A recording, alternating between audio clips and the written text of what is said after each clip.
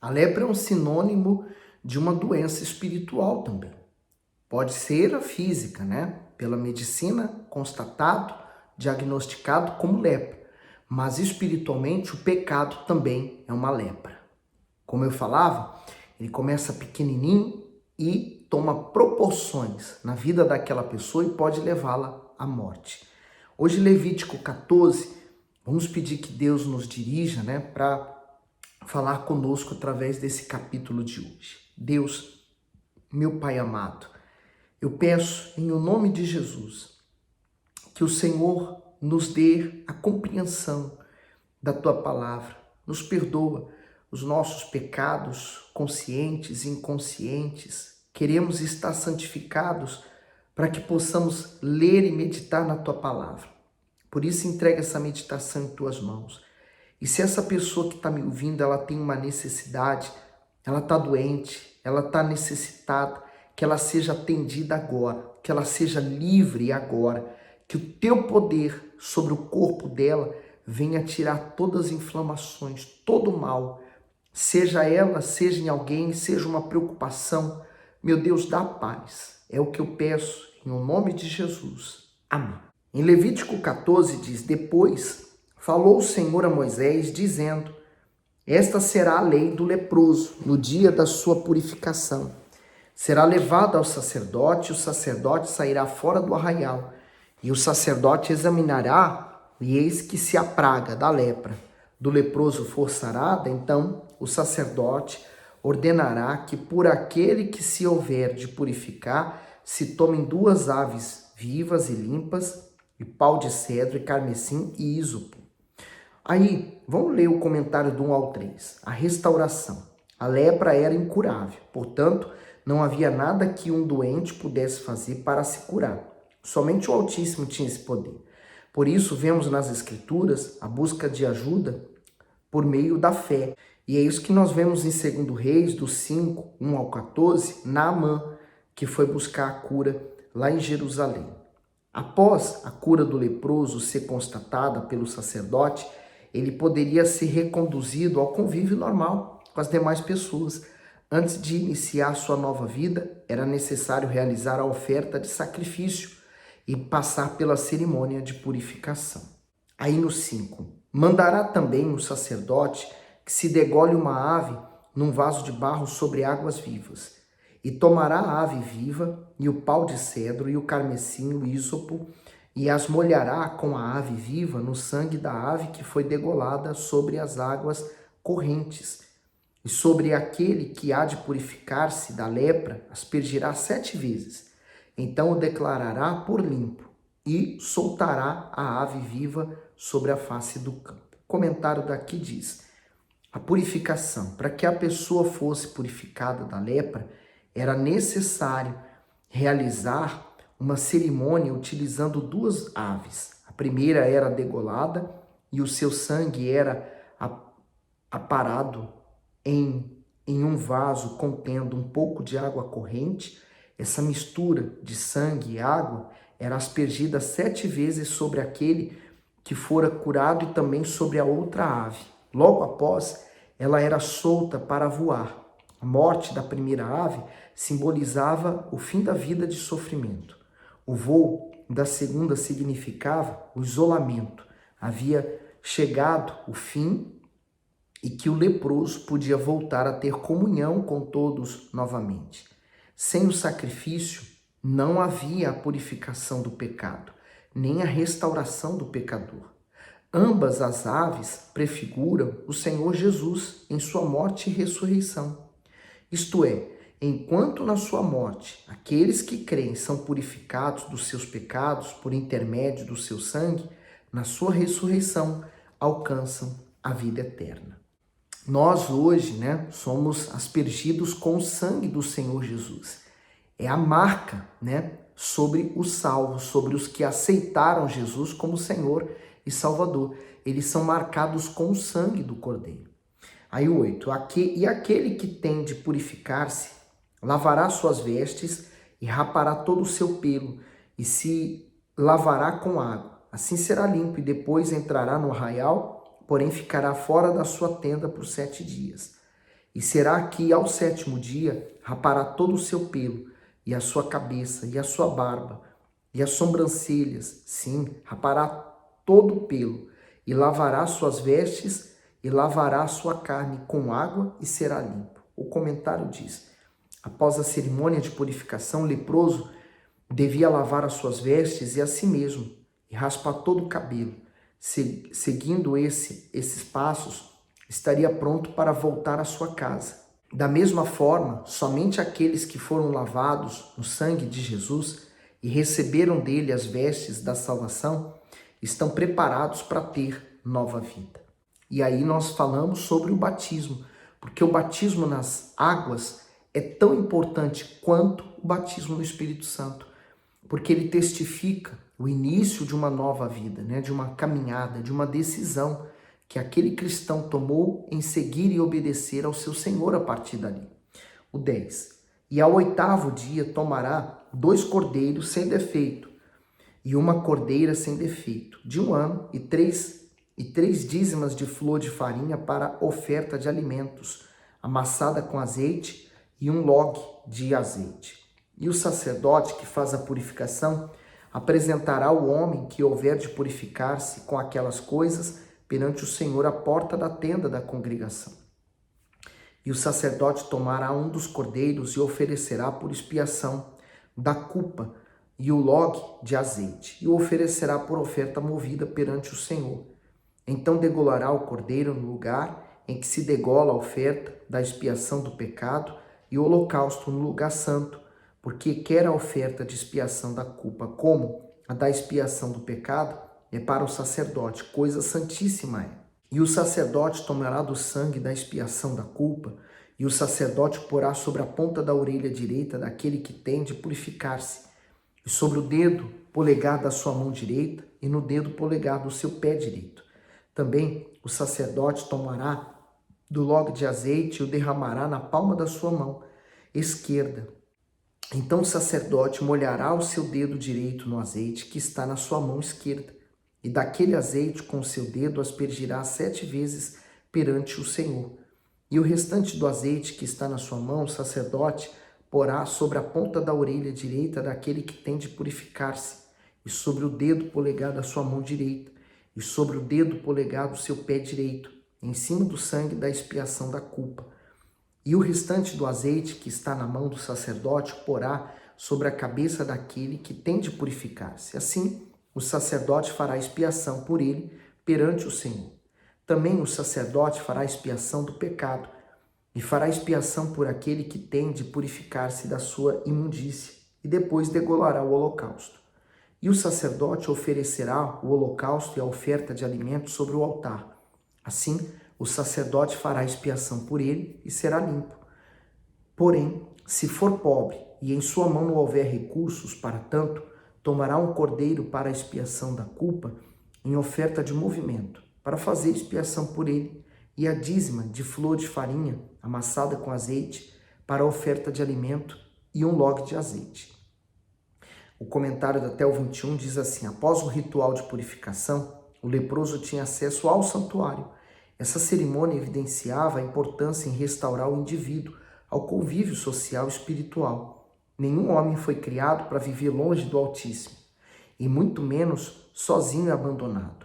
O que ele mais deseja é estar perto das pessoas. Por isso, habita com contrito e abatido de espírito, para vivificar o espírito e o coração deles, como está em Isaías 57:15. Por isso, nunca foi do desejo de Deus que a pessoa vivesse isolada e doente, porque essa é a vontade dele. Por isso, Jesus morreu na cruz, levando nossas dores, doenças, enfermidades, para que você e eu tivéssemos a cura. Aí, seguindo aqui para o 22. E as 2 rolas, ou 2 pombinhos, conforme as suas posses, dos quais um será para expiação do pecado e o outro para o holocausto.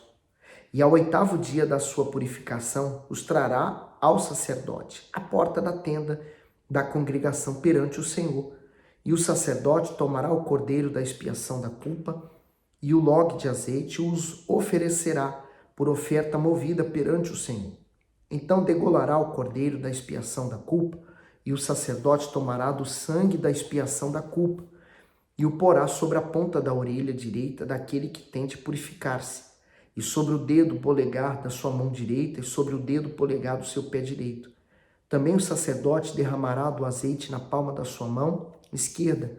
Depois o sacerdote, com seu dedo direito, aspergirá do azeite que está na sua mão esquerda 7 vezes perante o Senhor.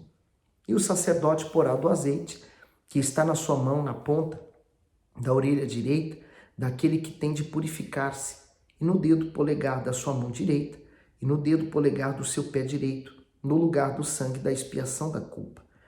E o que sobejar do azeite que está na mão do sacerdote, porá sobre a cabeça daquele que tem de purificar-se, para fazer expiação por ele perante o Senhor. Depois oferecerá uma das rolas ou um dos pombinhos conforme suas posses. Sim, conforme suas posses. Será um para expiação do pecado e outro para o holocausto, com a oferta de alimentos. E assim o sacerdote fará expiação por aquele que tem de purificar-se perante o Senhor. Essa é a lei daquele em quem estiver a praga da lepra, cujas posses não lhe permitirem o devido para a purificação.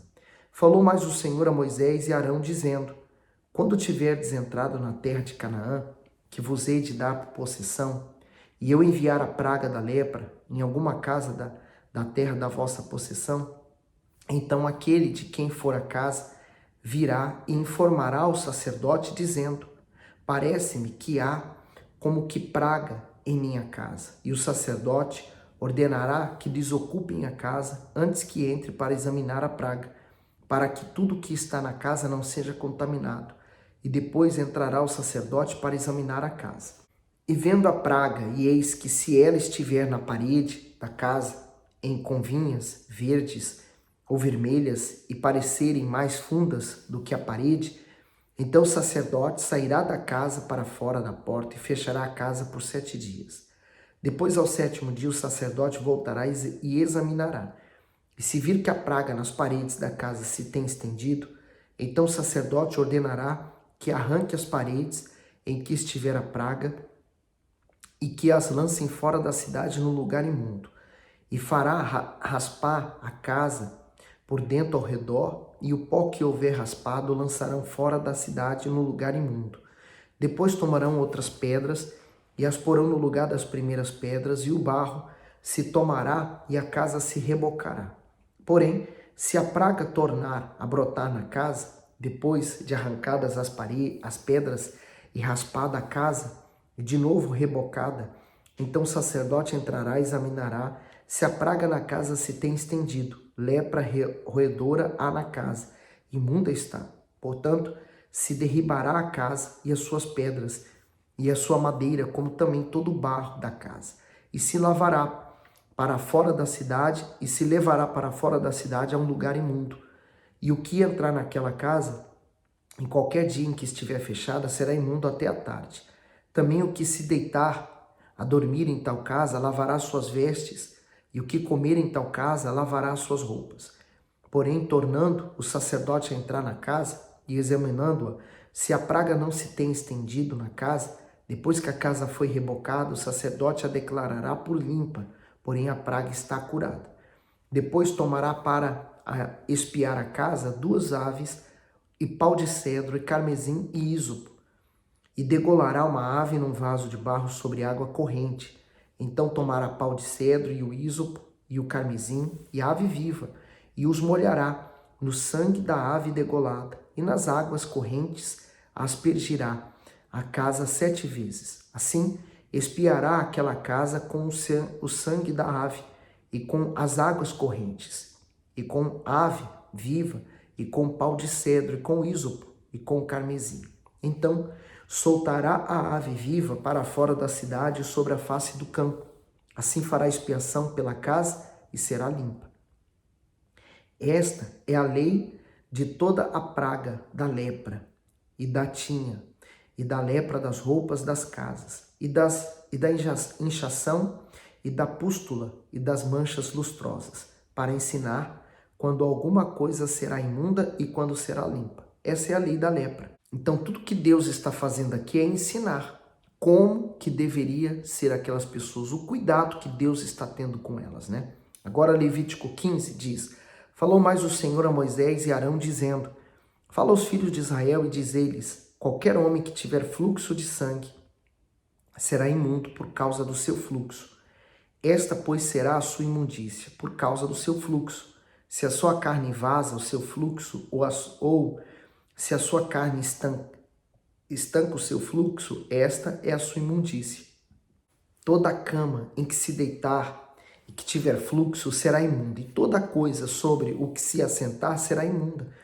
E qualquer que tocar sua cama lavará suas roupas e se banhará em água, e será imundo até a tarde. E aquele que se assentar sobre aquilo em que se assentou o que tem fluxo, lavará suas roupas e se banhará em água, e será imundo até a tarde. E aquele que tocar a carne do que tem fluxo, lavará suas roupas e se banhará em água, e será imundo até a tarde. Quando também o que tem o fluxo cuspir sobre o limpo, então lavará este as suas roupas e se banhará em água, e será imundo até a tarde. Também toda a sela em que se cavalgar, o que tem o fluxo será imunda. E qualquer que tocar em alguma coisa que esteve debaixo dele será imundo até a tarde. E aquele que a lavar, lavará as suas roupas e se banhará em água, e será imundo até a tarde. Também todo aquele em quem tocar o que tem o fluxo, sem haver lavado as suas mãos com água, lavará as suas roupas e se banhará em água, e será imundo até a tarde. E o vaso de barro que tocar o que tem o fluxo será quebrado. Porém, todo vaso de madeira será lavado com água. Quando, pois, o que tem o fluxo estiver limpo do seu fluxo, contar-se-ão 7 dias para a sua purificação. E lavará suas roupas e banhará sua carne em água corrente e será limpo. E ao 8º dia tomará 2 rolas ou 2 pombinhos e virá perante o Senhor à porta da tenda da congregação e as dará ao sacerdote. E o sacerdote oferecerá um para expiação do pecado e outro para o holocausto. E assim o sacerdote fará por ele expiação do seu fluxo perante o Senhor. Também o homem, quando sair dele o sêmen da cópula, toda a sua carne banhará com água e será imundo até a tarde. Também toda a roupa e toda a pele em que houver sêmen da cúpula se lavará com água e será imundo até a tarde.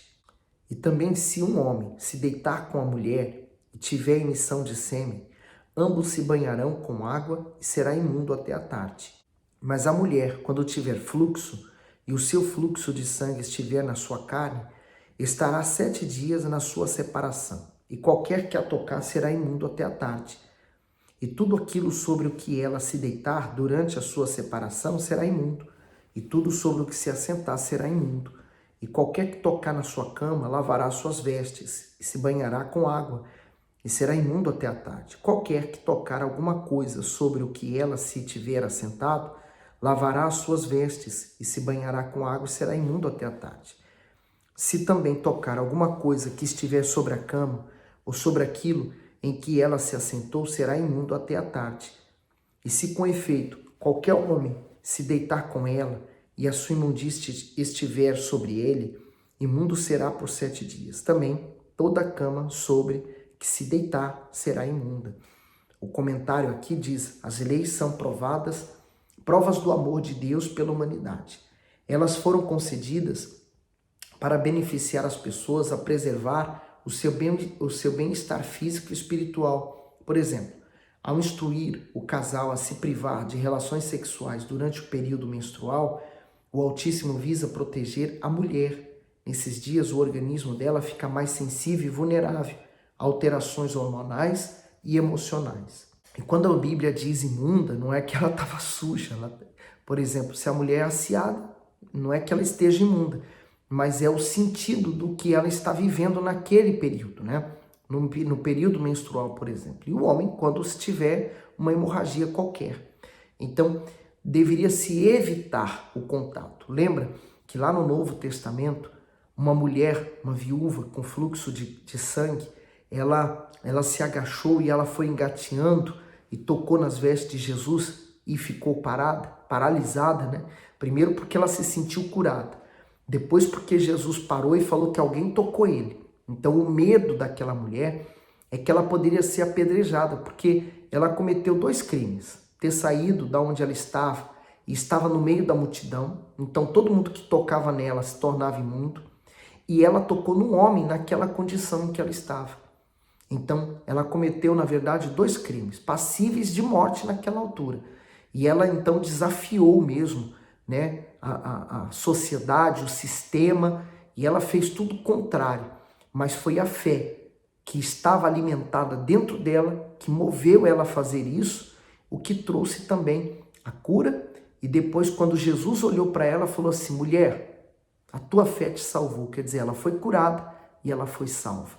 2 coisas que tem que acontecer conosco: a cura do nosso corpo, do nosso emocional, do nosso espiritual, do nosso psicológico, mas também a salvação da nossa alma. O 25. Também a mulher, quando tiver o fluxo de seu sangue por muitos dias, fora do tempo da sua separação, ou quando tiver fluxo de sangue por mais tempo do que a sua separação, todos os dias do fluxo da sua imundícia será imunda, como nos dias da sua separação. Toda a cama sobre que se deitar todos os dias do seu fluxo, se-lhe-á como a cama da sua separação. E toda coisa sobre que se assentar será imunda, conforme a imundícia da sua separação. E qualquer que tocar será imundo. Portanto, lavará suas vestes, se banhará com água e será imundo até a tarde. Porém, quando for limpa do seu fluxo, então se contarão 7 dias, e depois será limpa. E ao 8º dia tomará 2 rolas ou 2 pombinhos, e os trarás ao sacerdote à porta da tenda da congregação. Então o sacerdote oferecerá um para expiação do pecado e outro para o holocausto.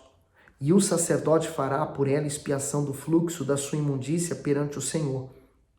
Assim separareis os filhos de Israel das suas imundícias, para que não morram nas suas imundícias, contaminando o seu tabernáculo, que está no meio deles.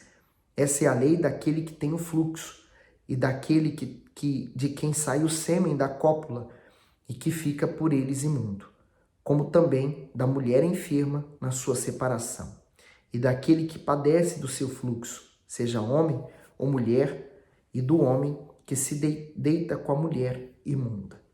Você então está aprendendo muitas coisas importantes, né? Claro que hoje, né, a tecnologia, o avanço, né, das coisas nos ajudaram muito nesse sentido, né? Das limpezas, da mulher que, por exemplo, quando ela tem o fluxo, ela pode recorrer à medicina. A medicina, ela avançou, né? Então ela tem vários recursos que ajudam a mulher nesse período. Então há uma série de coisas que hoje, diferente daquela época que não havia hospital, não havia recursos, não havia medicamentos, às vezes nem se sabia qual era a doença que a pessoa tinha. Então, para evitar o contágio, ou como não se sabia se era contagioso ou não, então era melhor aquela pessoa ficar isolada.